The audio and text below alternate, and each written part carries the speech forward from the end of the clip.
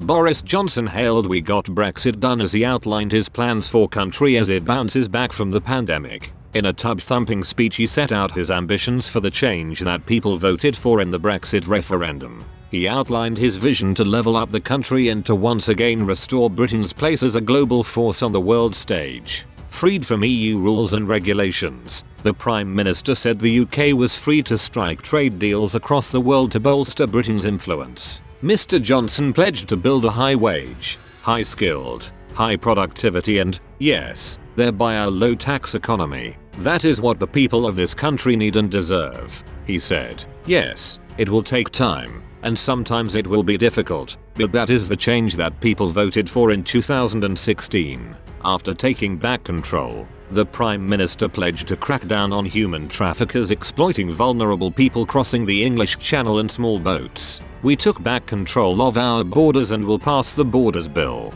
because we believe that there must be a distinction between someone who comes here legally and someone who doesn't," he said. "While I have every sympathy with people genuinely in fear of their lives, I have no sympathy whatever with the people traffickers who make thousands of pounds to send children to sea in frail and dangerous craft. We must end this lethal trade." The conference is the first time Boris Johnson has been able to address the party faithful since his historic 2019 election win in the UK left the EU.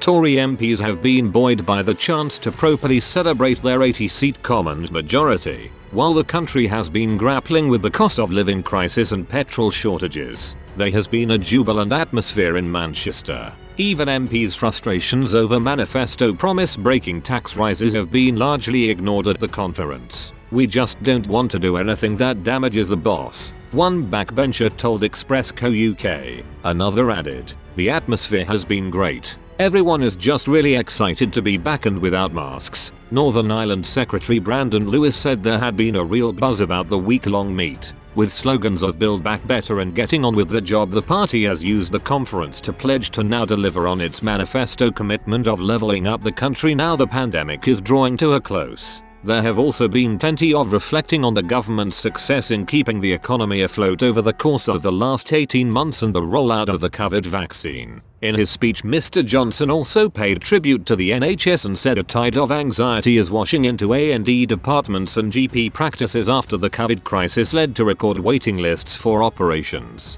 Defending his decision to raise taxes head-on, he said, "We have a huge hole in the public finances. We spent £407 billion on COVID support and our debt now stands at over £2 trillion. And waiting lists will almost certainly go up before they come down. COVID pushed out the great bow wave of cases and people did not or could not seek help, and that wave is now coming back. A tide of anxiety washing into every A&E and every GP. Your hip replacement, your mother's surgery, and this is the priority of the British people."